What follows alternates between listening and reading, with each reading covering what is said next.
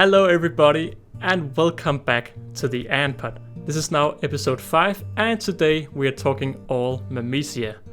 Today we have two YouTubers on the show and the first YouTuber is Ants. Now, Ants is a YouTuber with over 2,500 subscribers and is from Australia. Say hello, Novo. G'day everyone, how are we all going? We are doing amazingly. It's amazing to have you on the show. I've been following you for quite some time. I do remember seeing your 500 subscriber special. So yeah, I've been with you for a while at least. It's nice having you here on the show. So with Ants, we also have Aussie Ants, and he's of course also from Australia. And well, his YouTube channel is really not live anymore. So we're gonna chat about that in a second. But yeah, say hello, Aussie Ants. Hello. How are we all? We are brilliant. It's nice to have both of you on your show, and well, you are both keepers of Memecia, so I thought you would be the perfect people to interview for, well, the species Memecia. So we're gonna be starting the podcast with a little bit of introduction to you two before we go into the more Memecia questions. So yeah, let's learn a little bit about you two. So Novo, why and when did you start your YouTube channel and your other social media accounts? Okay, yeah, I started my YouTube channel about 3 years ago. Actually, it's just come up to 3 years ago. I only started it as an experiment just to work out how YouTube sort of functioned. I was looking for something to put up on YouTube, and yeah, I just had a acrylic nest that I just received. So I thought, oh, why not? I'll just do a little video on that, see what it's like, and upload that and see if anybody's interested in looking at it. And yeah, I got a bit of response out of it. So I decided, oh, well, I might as well make a channel on ant keeping, even though I was very new to it at the time. So yeah, that's sort of how I started with the YouTube channel. And then as that sort of started to get a few subscribers, I thought I better start some of the other social media things to go along with it as well. So mainly Instagram. I only joined Facebook then as well. I hadn't really been on it before and didn't know how it worked. So yeah, I'm an old fella, so it takes me a little bit of time to get on these social media things. Yeah, and a quick pop-in question. We just chatted a little bit before we started the show, and you're actually quite a lot older than I personally expected. How old are you?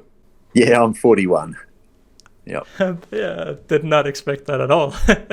But together with Nova, we also have Aussie Ants. And well, how did you start your YouTube channel and your other social media accounts? Well, basically with the YouTube channel, it was pretty much just a lot of, audience, what do you call it? Just people wanting me to make content, because I was always on Instagram. That's where I started. And there are a lot of people that, because it's only photography content, it's all static images, there are a lot of people that wanted me to make some sort of videos just to better document the colonies and their progression. So I pretty much just started it based off of, people that followed me on Instagram wanting me to do it. And the Instagram, I don't really remember how I started. It was quite a while ago, but I think it was just after watching other people on YouTube and whatnot raising their colonies. I thought, may as well get on it and start posting some photos of things I keep, engage with some people. It's a good way to meet people in the community and whatnot. So yeah, it's pretty much the reason. Not anything crazy, just hopped into it, I guess. Yeah, well, we all start, most of all just start for fun, but opposite Nova Ants, you are quite a lot younger than I personally expected. How old are you? Yeah, I'm 19. So I started 19. when I was probably 16, I'd say, maybe, was when I first started, if I had to guess. Don't really remember, it was quite a while back now, but at least for me, only a few years, but it feels like a long time. Yeah, looking back at it, I don't. It's fun hearing that I've been in ant keeping since 2018. I feel like I'm still just starting out, but that's the amazing thing about ant keeping. Keep getting to learn more species. If you're 19 today and you've been keeping ants since you were 15, 16 years old, how many colonies do you have today? Well, that's a good question. I've got quite a few. Probably haven't really counted, to be honest. I've showed you an image before, so you would know that, there's a lot there. But that's quite a few. Yeah. Look, I only just started in, I think, August 2020, I'm pretty sure. So, I've only been keeping again for a year. But before that, I think I've probably gone over the old amount of colonies I had. I think I've got a lot more than I used to have back in the day, which is not what I planned. I planned when I got back into it just to keep a couple of colonies and keep it simple. And, you can't do that. Blew up, and now I've got what I've got.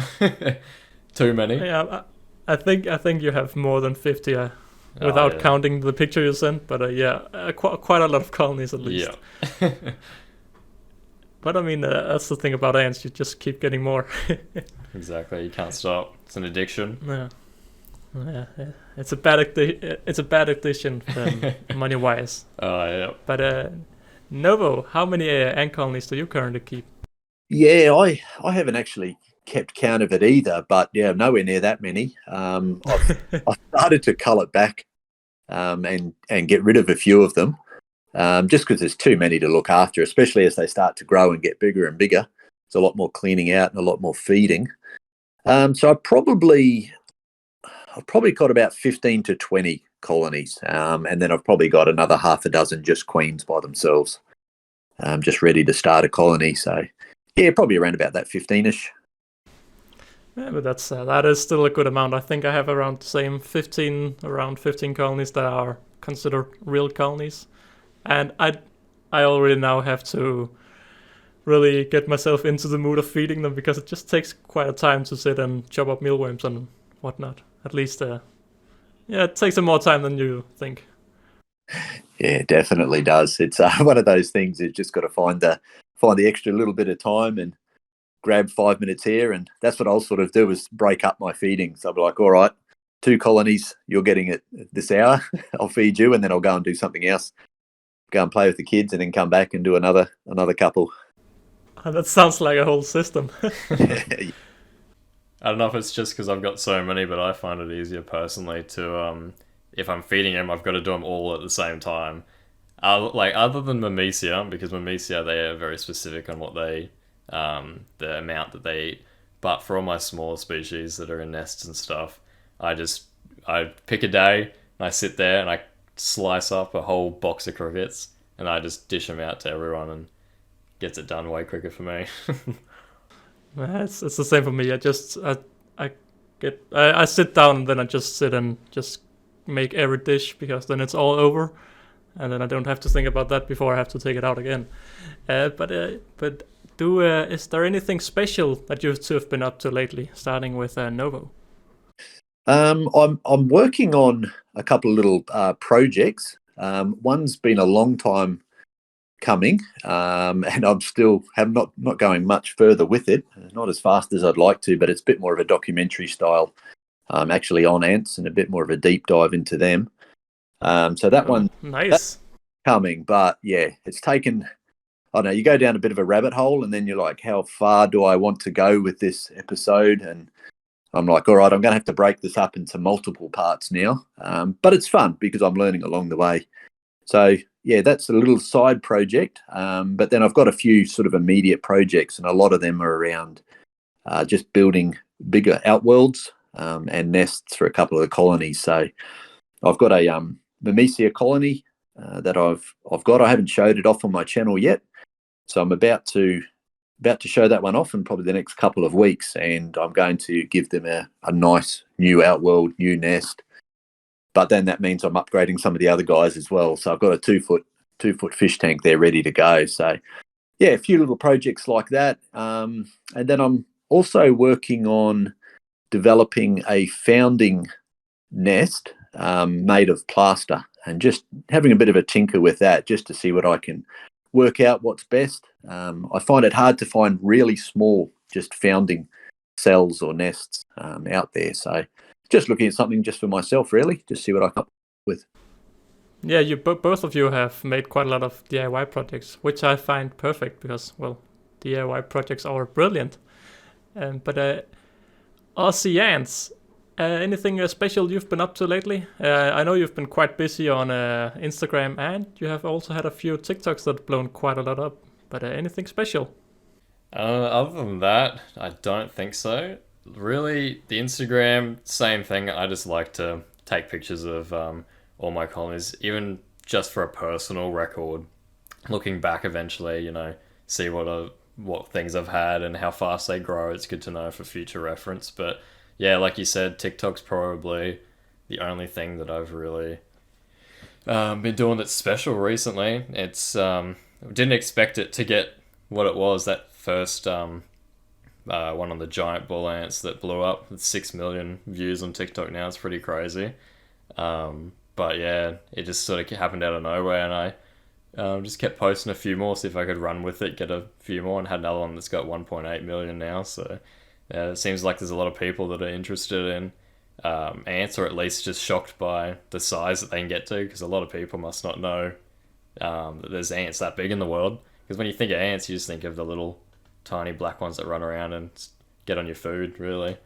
So, but yeah, that's probably the only thing, like I said, that anything special I've been working on. Other than that, just been getting more and more queens, building the collection. But I think we must address a question. Your YouTube channel, now you chatted a little bit about it before, why you started it, but I tried to find it the other day, and I think you have deleted all your videos or just hidden them away. Can you just share a little bit just before we start the Memecia part of the podcast? What happened? Yeah, so I didn't delete them. They're all still there. They're just unlisted, so only people I send the link to can view it, or obviously I can view them.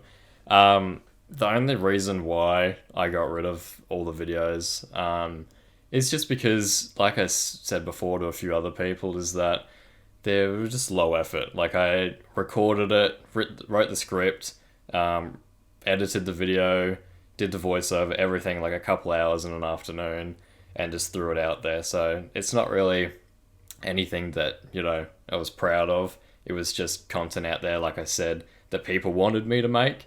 So I was just, fulfilling what people wanted.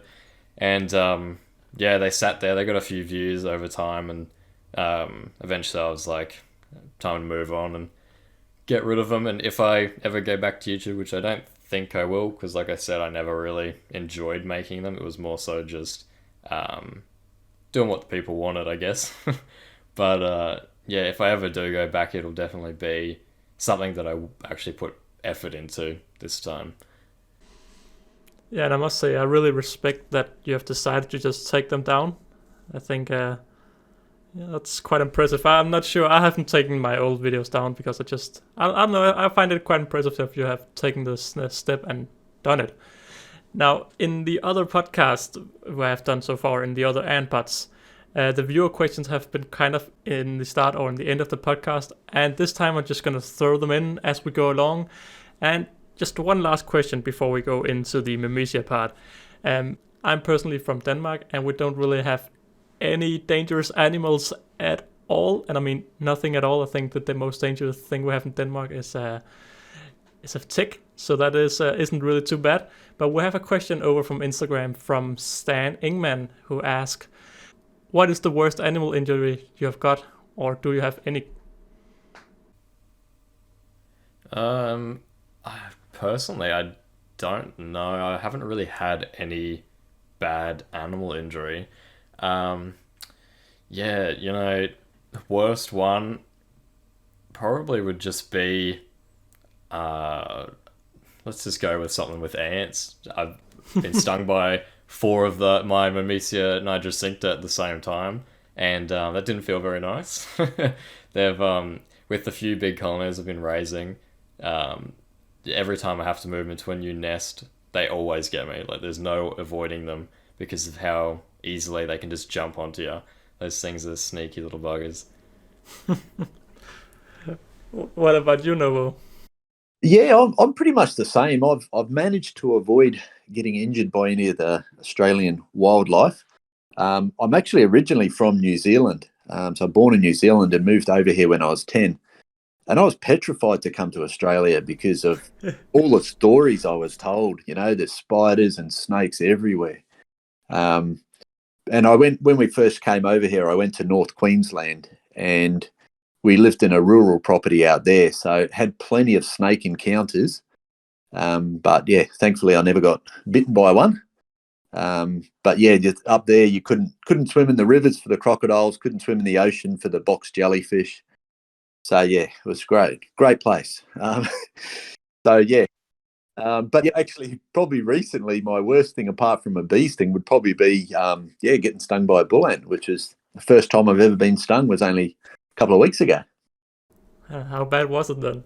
It actually wasn't too bad. It was Myrmecia piliventris, so only a fairly small one. And yeah, very sneaky little thing. Was just on the inside lid on the outworld. When I lifted it up just to do some cleaning and feeding, I didn't realise it was there, and yeah, just crawled onto my hand and yeah, got me good. But it was just a sort of a sharp little pain. But there was a lump there for over a day. But it was all right. Well, either way, I'm glad none of you have gotten any serious harm. I think I'm a little bit on the same team as Snow Ants, as you've just heard all of these stories about Australia and Yeah. everything about Australia. So yeah, I don't know if I'm impressed that you haven't gotten any damage or yeah. But yeah, let's go into the Myrmecia part of this podcast. So I think we're gonna start with Nova Ants and ask, how many Myrmecia colonies do you currently keep? And this is both grown colonies and just single queens. Okay, so I've got 5 in total.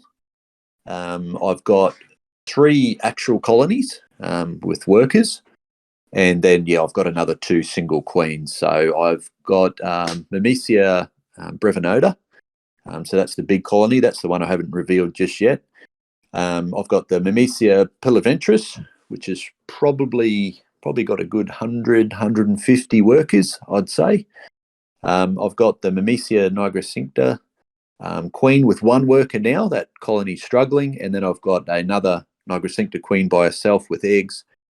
And then a Memecia pilisula just with eggs as well. And she's been struggling a little bit with her first worker, hatched and then died pretty much straight away.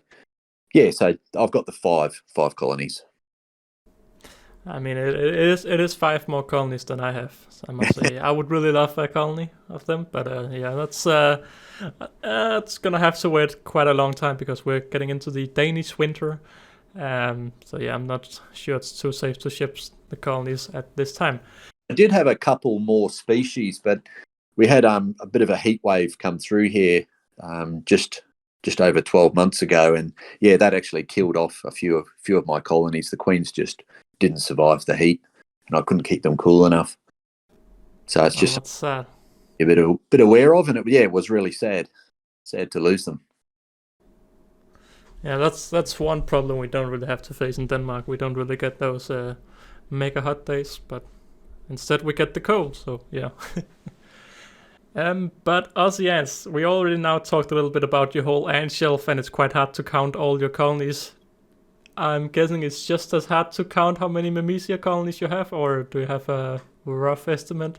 Well, and you said queens as well. So if we go off of, start with Memecia nigricincta, I've got 5 colonies of those, the biggest one being 115 workers at the moment. Then I've got 24 queens of those, 23 queens maybe now. I've sold a couple. Memecia brevinota, I think I have 11 of those. The queens, a couple of them have just started getting workers. I've got Memecia fulvipes, Memecia chrysogaster, Memecia pilisula, Memecia nigriceps, Memecia camata, Memecia nigroscarpa. I've got a tarsata queen. Recently got Similima. These names, man. And Pyroformis as well, and I think that's all of them from memory. So I've got quite a few. It's so weird for me to sit here because I don't know any of the species at all. You're just saying weird words right after Memecia. Yeah, pretty much. Yep. Aussie Ants is definitely the professional when it comes to Memecia. I've had too much experience. I think just alone, the Memecia nigricincta, I think I've caught close to 100 queens of those in total over the years. So I've got plenty of experience with those. But we have another question over from Instagram. Again, if you want to ask these questions, go over to the Ant Pod on Instagram, and I'll post some stories whenever I need the questions. But we have Ant Scandinavia, referring a little bit to your experience, maybe Aussie Ants. saying, have you ever been stung and how bad is it? Now, we both know that both Nova and Aussie Ants have been stung. And Nova, you've only been stung by one Myrmecia species. But Aussie Ants, what's your worst sting? I think what I said before, to be honest, must be my worst one, where I got stung by 4 of them at the same time. One's not too bad, depends on where it gets you. If it gets you in like a really sensitive part of the hand, like right in the palm, it can be bad. And how long they sting you for as well, how much venom they inject varies. But I think I've only ever been stung by those ones. But maybe, I think actually, now that I think about it, maybe I've been stung by a Pyriformis queen a few years ago. That one hurt quite a bit because she's a lot larger. So I'm assuming she injects more venom if you're going by body size ratio. But yeah, I think they're the only 2 species I've been stung by, considering the amount of different species I've kept. But yeah, they can, like I said before, they can hurt quite a bit if they get you in a sensitive spot. But if not, they're pretty calm. I think species like Rhytidoponera, the green-headed ants, they're very well known in Queensland because of just how prevalent they are. They usually sting little kids and stuff playing in parks or whatnot. They're just in the grass and they get you, and their sting lasts a lot longer. Like, it is like a pulsating sort of sting. So yeah, they're well known to be pretty bad, and they get me quite a bit. But yeah, there's a few species here that can get you. I can nothing at all imagine here in Denmark, which is such a safe little boring country. And referring to these safe and boring countries, and Scandinavia ask, is it like a special thing to find these queens? Because here in Denmark, I often found Lasius niger queens, and they're not really that special when you get into the hobby. Is it a special thing to find a Memecia queen, or is it just normal for you? It depends on the species, to be completely honest. For me now, and I guess when I first found them, it was crazy because I personally thought that I'd never find a bull ant queen when I first started keeping ants. Like, it was a very, like, the same feeling that you have, and I guess anyone overseas, where it's a very rare sort of species. And I didn't think I had ever seen bull ants before I started keeping ants. Whether that was just I overlooked them all the time, or I'm not sure, but yeah, like when I first started and I found my first Memecia nigricincta queen, it was crazy. I didn't even know it was a queen at first.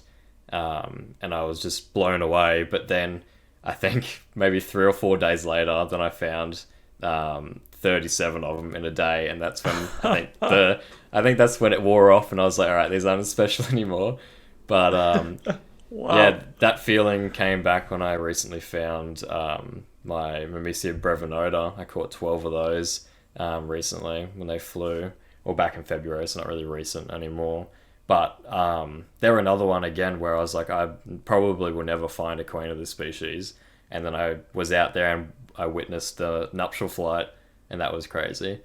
But I think the only other species would be Memecia gilberti, is the only other species I've ever found. So that's 3 species in total I've actually personally caught queens of. So anything else that I ever find, if I find a different species, it will be that same feeling where, you know, it's a really special, rare thing. But yeah, I buy a lot of them because there's just some that aren't in my area at all. Yeah, I guess it makes sense that, well, the more you find, the less special it is. What about you, Novo? Have you any special stories? Well, to be honest, I have never caught a Memecia queen. They've eluded me constantly, and it's a dream to be able to catch one. I believe I've walked away from one that I thought, no, that's just a worker, and I've walked away, and then later I've thought about it and thought, no, they definitely, I think that was a queen. So a bit annoyed about that, because they can be a little bit difficult to tell a queen on sort of first glance if you're not knowing what you're looking for, especially if they don't have their wings, if they've already shed wings. Again, like, because I think there's like 93 species of Memecia in Australia, so there is a lot out there, but I don't seem to see a lot of them, even just active colonies out and about. I haven't seen a lot of them, so they've sort of eluded me. So yeah, it's a definite dream of mine to be able to catch them. The only ones that I've ever got is ones that I've bought or ones that people have sent me before. So it's on the bucket list for sure. So going back to the question, you are still really hyped to find your first queens, then I can imagine. Yes, yep. I am very excited to find my first one. A little bit intimidated too, because they're kind of scary. Yeah, they look really scary, but that's also what I really love about them. They're so cool looking. But yeah. you are both keepers of Myrmecia, and if you were to describe how a queen look apart from a worker, how would you say it then? I think the easiest way to tell, if you're trying to describe it to someone that has no idea, it'd be basically just a scaled up worker. So the head and just every part of their body just seems a very slight bit different. And if you don't have a worker next to it for comparison, you can just pretty easily glance over it if you don't know what you're looking for. But the only real way to tell is to look for the wing scars. And they do have the wing muscles there still, most species. Not all of them. Species like Memecia similima, they're almost completely ergotoid. They don't have wings anymore, or don't use their wings, sorry. They do still have the wings, they do shed them, but they don't have the muscles to be able to utilize them anymore. So some of those, they can be extremely hard to tell because you've got to get really close to them. But certain species like Memecia brevinota, they're very obvious because they've got that giant back on them where their wing muscles are. Anything to add, Novo? Yeah, no, I agree. They can be quite hard. The sort of thorax area is very segmented. But generally, I know someone else said it to me once, look for the backpack. It's like a worker who's got a backpack on. That's exactly. Big work the wing muscles are. But yeah, and that's I think the mistake I've made, especially early on, was overlooking them, thinking it's just a worker, but not having something to compare it to. So yeah, I totally agree with Aussie Ants. So for all those listening out there, we have, I'm not sure how many we have from Australia, and I'm not sure how many who know the species Myrmecia. If you were to describe the species Myrmecia to a person who didn't know how they looked, how would you say it? I'd say if we're going off personality-wise, they're kind of similar to just I like to describe them as a dog sometimes, in the weirdest way, like an insect dog. They seem to all, even the same species I've noticed, they differ with their personalities. So I've caught a bunch of those Memecia nigricincta queens from the same area, and they're all the same species, but some of them will be very aggressive, like they'll come out and they'll try and have a go at you, try and snap at you. And then other ones, they just cower in their tube, and as soon as you open their the lid of their outwall, they bolt and they run away. So it's very strange seeing ants have personalities, and they're all unique. But yeah, they're sort of like dogs. They're very inquisitive. They see movement, they sort of back up and they rear their heads up and open their jaws and look at you. So yeah, they're pretty fun to interact with as well. If we're going off what they're, to describe them looks wise, they're kind of just they just look mean. They look angry. They're very even just their posture, they're ready to go at you at all times, and kind of just a slim wasp. Slim wingless wasp is basically the best way to describe them, I think, with big jaws. Yeah. Yeah, definitely. I'd agree with that too. I think that's sort of where they get their name as the bulldog ant, because they are like that. They are like a dog. You know, some of the ones I've had, as soon as you go near the nest, they'll come charging out at you and want to bite you like a dog. Other ones, yeah, will cower away. Like Ozzy said, they've got those different sort of personalities for them. But yes, a slim like wasp. Those big mandibles at the front. Yeah, they're quite scary. And the thing I find with Memecia is just their look, and they're just watching you. And it can be quite intimidating, especially when you're first starting out, because you go near your enclosures or in your ant room or wherever you keep them, and you'll just see them. They just stop and they look at you and they're following you around the room. And it's quite intimidating, especially when you've got to lift the lid and feed them. and you just hope for the It sounds so cool. Yeah. yeah. And that's the thing. For those that don't know the Myrmecia species or gene, they have a lot better sight than I think any other ants. So they will go out and they will follow you with their eyes because, well, they can actually see you.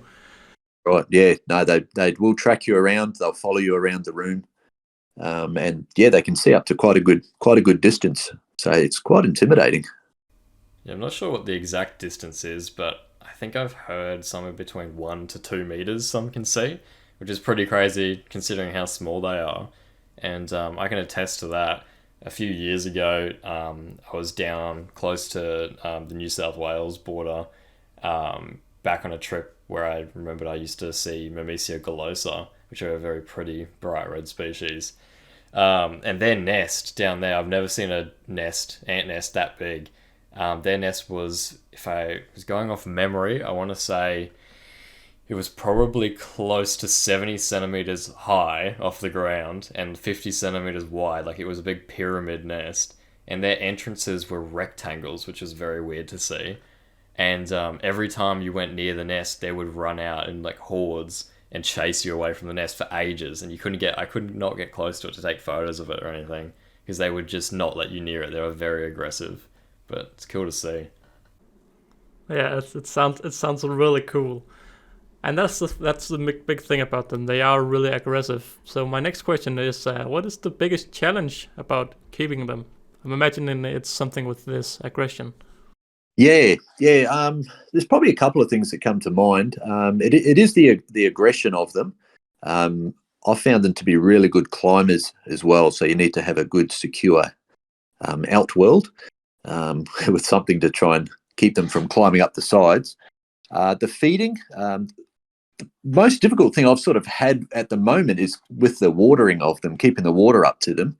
I have some water feeders in their outworld, but they continually want to get inside the water feeder.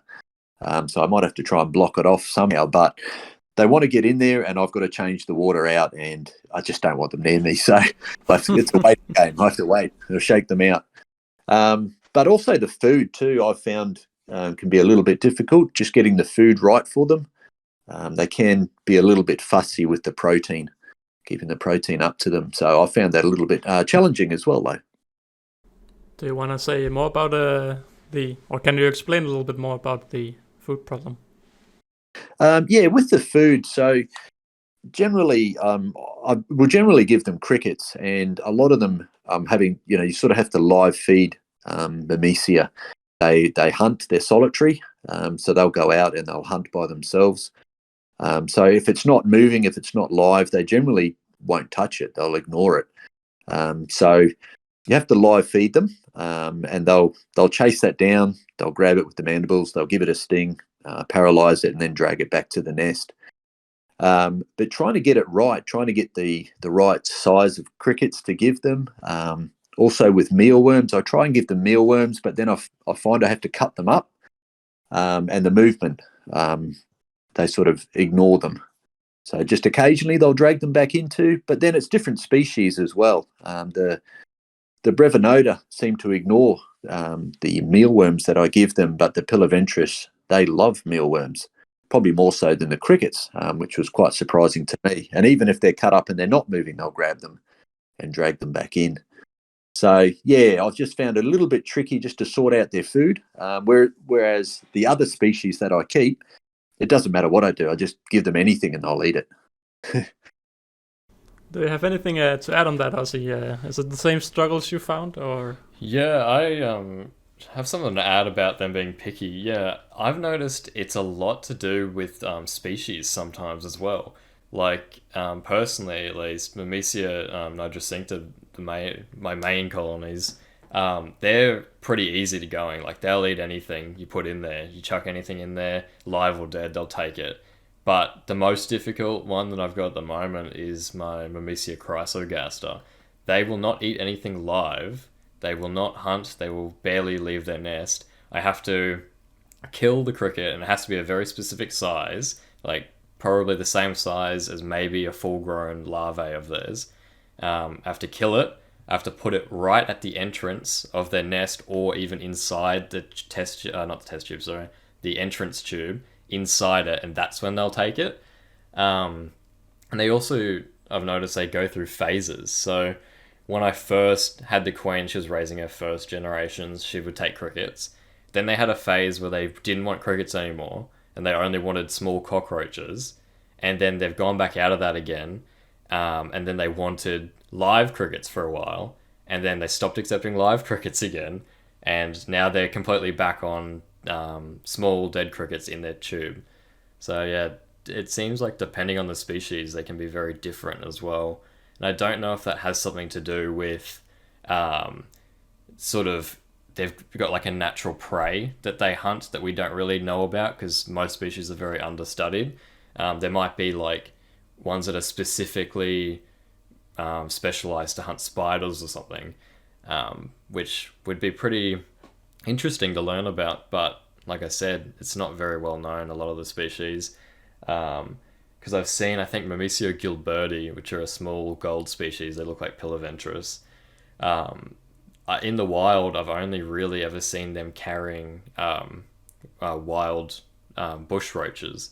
They always carry them around, so I don't know if they're a specialist hunter of that, or if it's just coincidence that they're very common in the area and that's what they hunt. But it'd be interesting to learn stuff like that.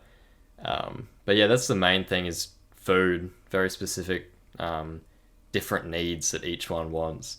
And depending on the stage of brood and the amount of brood that they have, they will accept different size and quantities of insects. It's a lot of learning what they want and when they want it. Yeah.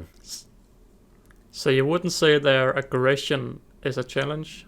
For new ant keepers, I'd say it can be, but I've sort of gotten used to it. I know somewhat when to not come near them. I just wait till there's a very minimal amount of them in their outworld, and that's when I go in there and clean or feed them or whatnot. But when there's a lot of them out, I don't go near it. Especially with my I've got a couple setups with fish tanks, and the silicon corners where they glue the fish tank pieces, the glass panes together. They can cross that silicon even with a fluon barrier.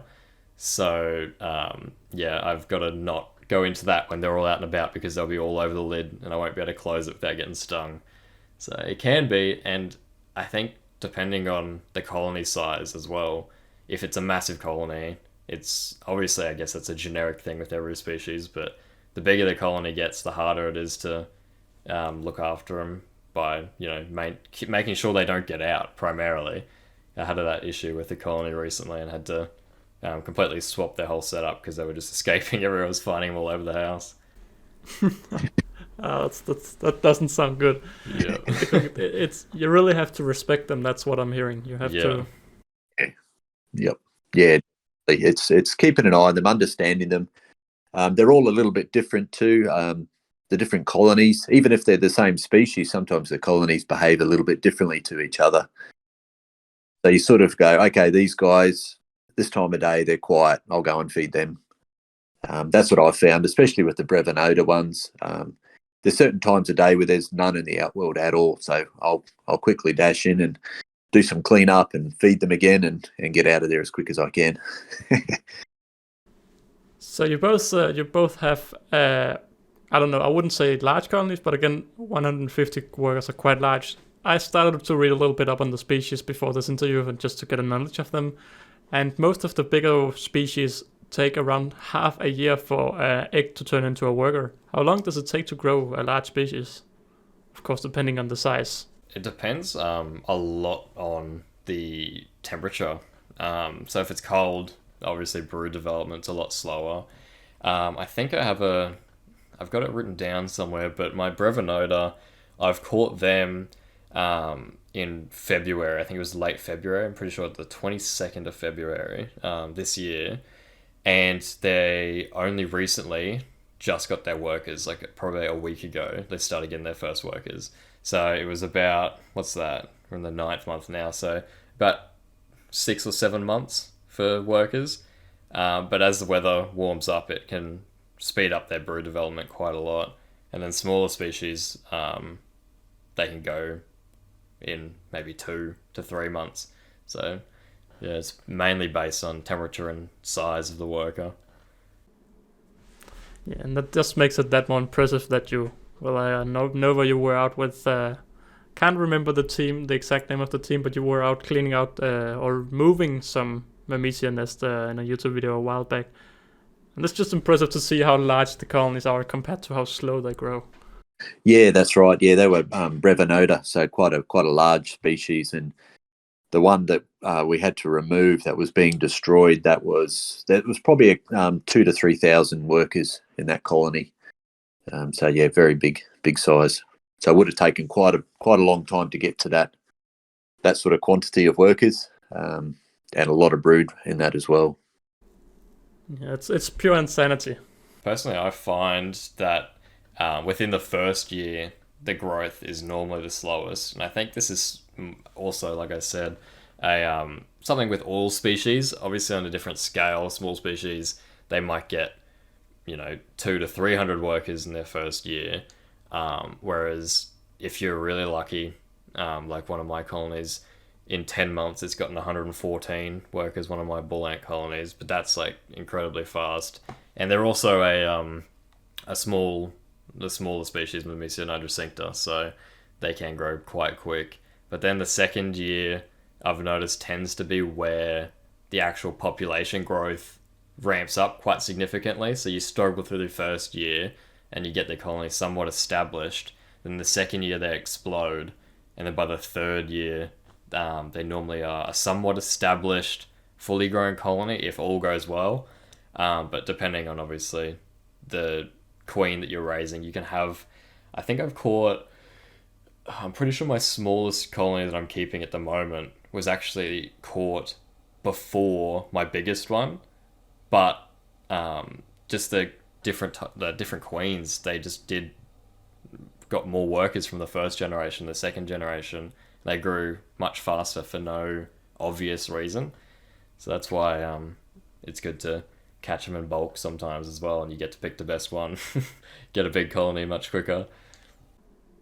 Yeah, but you never know if you have a surviving queen or if you have a machine queen or what you will get. But now we've talked a little bit about the biggest challenge about keeping Memecia. But what makes you keep Memecia? Let's start with Nova. Why do you want to keep such an aggressive species? Oh, just they're awesome. They just look amazing. I do prefer the larger species of ants, so I can really get a good look at what they're doing, and a good look at the species. But I think with the bull ants, they've got such a big reputation, especially in Australia. Obviously, they're well known. I think there's a lot of misconceptions around them as well. So I wanted to keep them, to understand them a little bit better, to find out what makes them different. I think because they've got a few traits that are different to other species or other genus of ants as well. The solitary hunting and things like that you don't really see in a lot of other genus. So I really wanted to explore that a little bit more and understand them properly, because my first experience or first knowledge of them is they're just scary ants, keep away from them. But I wanted to see a bit more about them, actually understand them properly. So that's a big reason why I wanted to keep them. And Aussie, what's your biggest reason for wanting to keep them? Or what's your reason to wanting to keep them? Same thing as Nova said, really. They're just a very interesting species, and there's such a massive variety of them. Like Nova said earlier, there's about 93 species. That's just the ones that we know of. There's probably more species that haven't even been discovered yet. And the vast majority of them probably haven't even been kept by any ant keepers yet. Only a small minority are common species that are frequently sold on the market around in Australia. But they're just massive is the first thing. So they're just awesome to watch, awesome to look at. They're very rewarding to grow because it is such a process. When it takes months and months and months just to get your first workers, when you get those first workers, it's way more exciting than something that you could get in 1 to 2 months, because it's just the amount of time that you've waited for it. Their personalities. You get a special connection. Yeah, exactly. With each queen. But yeah, their personalities as well. Like, they're not like the everyday ant. When you just tell an everyday person that doesn't keep ants, when they think of an ant, it's just a normal black ant that runs around and the small thing. It's only a few millimeters, but yeah, they're just so different and have such a vibrant personality that differs between each queen. Whereas your generic things, they sort of just mindless. They eat food and then they run back into their nest.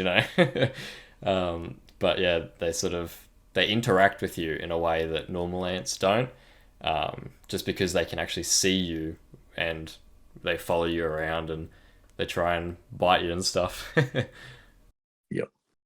Yeah, I agree with that point about it's such an event when you get your first workers with the Myrmecia colony, because it is challenging. It takes time. It takes a lot of effort to get them to that stage. So the journey is exciting that goes along with them. Whereas some of the other genus or other species of ants out there, that sometimes you don't have to do too much. You just got to play the waiting game, and over a few months you'll see them. But yeah, with Memecia, you just got to get them to that stage, and it's a challenge, and it's really exciting.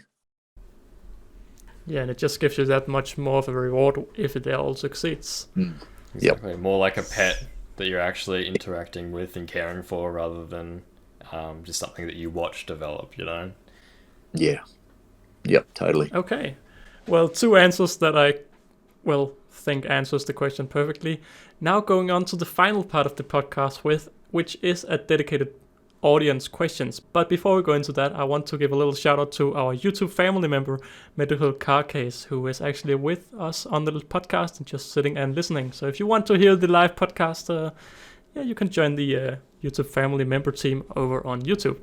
But yeah, going on to the final part of the podcast, we have questions from Instagram asked on the Ant Pod. And the first question is from Ants Island, who asked, can Memecia kill you?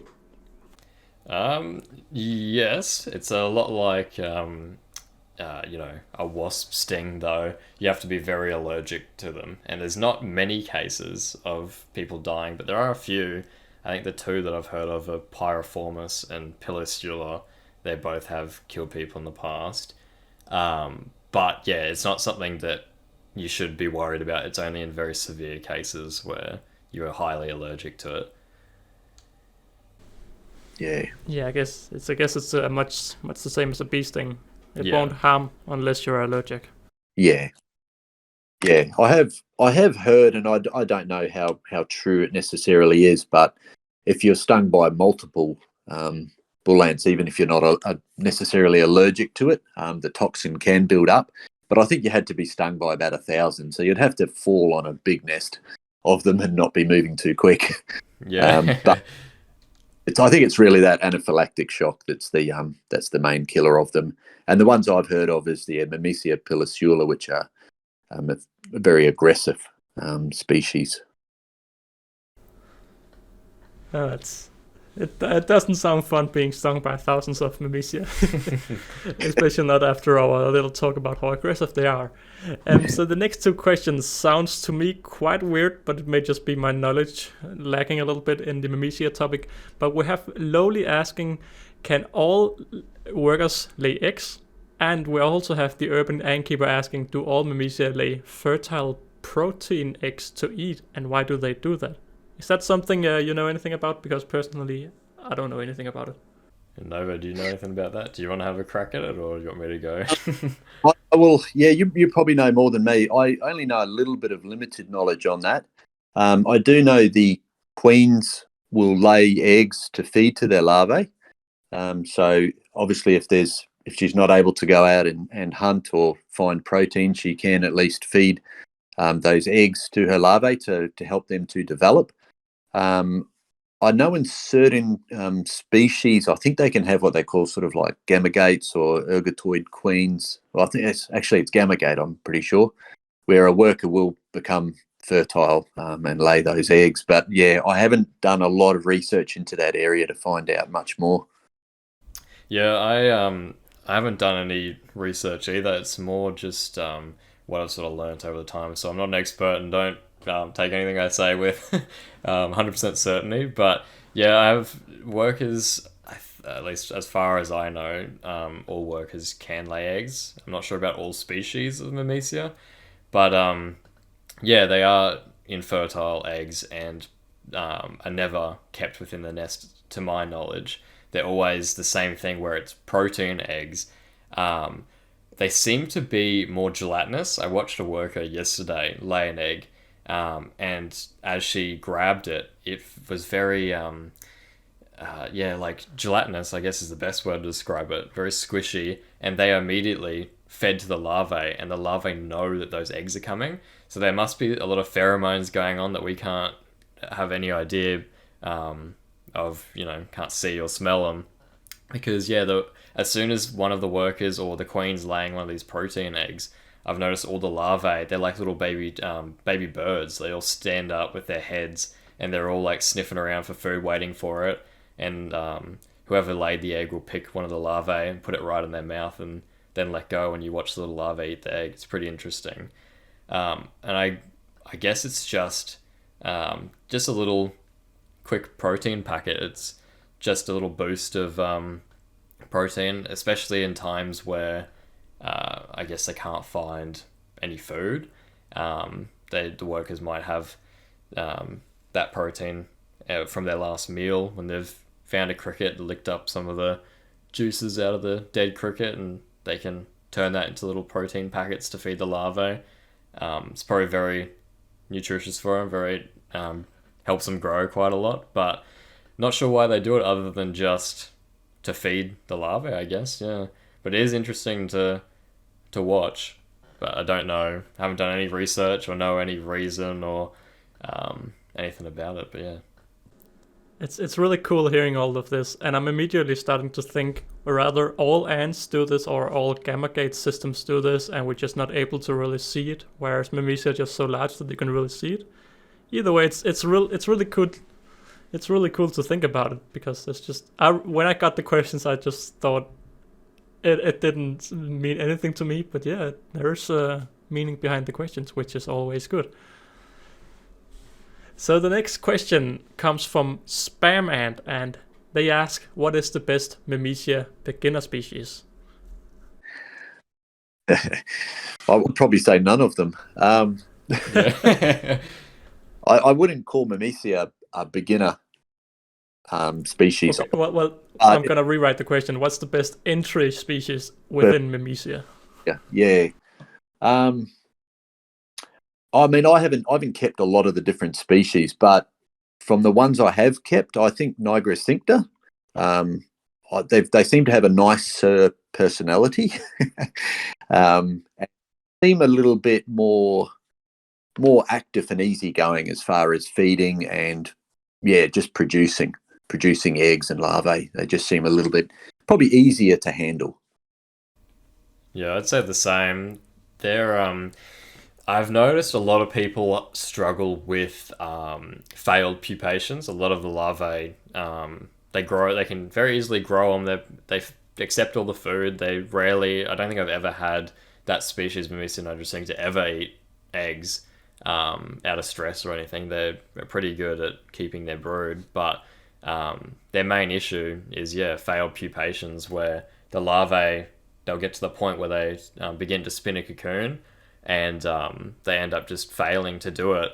And what happens is the larvae then becomes the pupa, which is, as you've seen in every other species, it doesn't have a cocoon protecting it. It's just a naked white shell that looks exactly like the ant, but it's all tucked up. And they're very fragile for such a big species to be carrying around with their sharp mandibles. They always get sliced up or damaged in some way. So if they don't have that cocoon, they pretty much are always dead unless you separate them and raise them separately. But yeah, the best beginner species would have to probably be Myrmecia nigra if you know how to raise them. My best tip on that would be get the substrate right. Because the reason why bull ants fail to pupate is they need anchor points. So the larvae need to be able to anchor their silk to certain particles around them. Otherwise, they won't be able to make the scaffold. to then continue weaving their cocoon. I don't know why it's different for them, because there's plenty of species that spin cocoons that do not need the scaffold. Like Camponotus, I've never had issues with them spinning cocoons. They do it flawlessly with no substrate. But bull ants, they do need to anchor their silk to things. I don't know if you guys have heard of it, but koya, it's like a coconut husk stuff. It's normally used in gardening, and you mix it into soil and stuff. If you buy a block of that dry, crush it up, sprinkle it around the entrance of their nest or the tube, it works wonders for species that struggle with pupating, because sand tends to be too fine of a particle to attach to sometimes. But again, even just within bull ants, certain species are much better at it than others. No idea why some of them struggle to spin cocoons and some of them don't, but yeah, definitely if you're going to get a beginner species, something smaller, the big ones for beginners might just take far too long to develop, and it's too much care to be put into it at that stage. But so yeah, something like Memecia nodicincta, where they're a small, fast-growing species. If you know how to do it, you get the proper information, proper substrate, proper setup, they're the best. But like Novo said, there's not really any that's a beginner. They're all pretty similar. They're all pretty difficult unless you know what you're doing. But yeah, that would be the best beginner within Memecia. It's things like this I really love, because last episode, of course, this is a little bit pre-recorded, so you haven't heard the last episode where we said it all leaf cutters. It's amazing that even after keeping ants for so many years, you can just enter a whole new part of ant keeping where you have to just change your mindset. Now you have to focus on live feeding and seeing if they take it and do their spin the cocoons and everything. I just find it's amazing that we have such a large hobby and so many different species. The next question comes from Ants to Go, who asked, how much does a Memecia queen cost in Australia? Because over here in Europe, they are really expensive. Yeah, it varies quite a lot. Like, you can get, I think the cheapest I've seen recently is probably $80 for some of the smaller species, but they can go up to probably around $300. But yeah, on average, I think somewhere between $100 and $200 is like the average cost I've seen recently. But it varies depending on obviously what type it is and how common they were that season, and I guess the competitive market, how much other people are selling them for, and obviously colony size. If you're going for one with workers, they always bump up the price a bit just because obvious reasons, had to put some care into them. But yeah, probably somewhere between 100 to 200. I don't know if you've seen any different, Nova. Yeah, no, that's about the same. Yeah, the cheapest I've bought one for, I think, was $80. Quite a couple of years ago. But yeah, generally, 100, 150 is generally what you'll get most of them, and that's just the sort of the common sort of species that you have. The ones that are a little bit rarer, they'll definitely be up into the 200s, maybe even up into $300 for them. Yeah, it does vary quite a lot, and depending on who you talk to as well. Sometimes you can hunt around a bit, or you might be able to get one off somebody you know a little bit better, and they might give you a bit of a discount. But what I'm hearing is it's still really expensive over there, just as it is in the rest of the world. Yeah. But I mean, they are quite a special species, and well, they have quite a lot of care to grow them.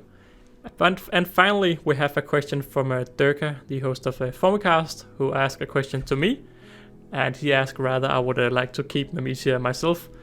And well, I would really love to keep Memecia as myself. Like I also said a bit earlier in the podcast, my dream species has for the longest time been leafcutters together with kind of this dream of Memecia. But it's just, it's hard for me to, get them from Australia because, it's quite a long trip, and I'm scared that they will die doing the trip. Saying that, I actually recently saw a few people from Russia unboxing some Memecia queens that lived in the same climate as me, and they arrived just fine, so yeah. But I must say, we are getting close to the end of the podcast, and I will say it's been amazing having both of you here on the podcast, with a third listener being Medical Carcase. Any final words you want to say, starting with Novo? Yeah, no, I'd like to, thank you very much for being on the podcast. Really enjoyed it, and thanks to Aussie Ants as well. Great to spend some time with both of you. It's a fantastic species, ant keeping. I'd recommend it to anyone. It's really fascinating what you can learn from them, and it's a very rewarding hobby to have as well. So I really do encourage everybody to do that. And if you're going to get into Myrmecia, do some research and ask lots of questions. I think that's a brilliant final answer. And Aussie Ants? Yeah, same thing. Thanks for having me. Good to talk to you guys about it. I've liked to talk about these sorts of things. You've got plenty of experience raising them. Always like to share it around, help people with raising them, sort of thing. But yeah, it was good to be on. That's about it. Yeah, it doesn't have to be too complicated. Now, I don't know if you've heard the episode, again, this is a little bit pre-recorded, so I don't know if you've heard episode 3, the new ending style to these podcasts. Have you heard it? Any of you? No, I haven't. I haven't.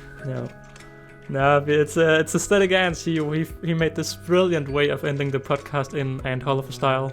The bye. That's how I end all my videos. Yes, yep. Yeah. So, are you in on joining Ant Holleufer style and ending the podcast with bye? I'll give it a shot. Yeah, I'll give it a go, Okay. but my voice might not go there. No, it's that's the fun part of it all. So I'm gonna start with Novo and then Aussie, and then I'm gonna end it out myself.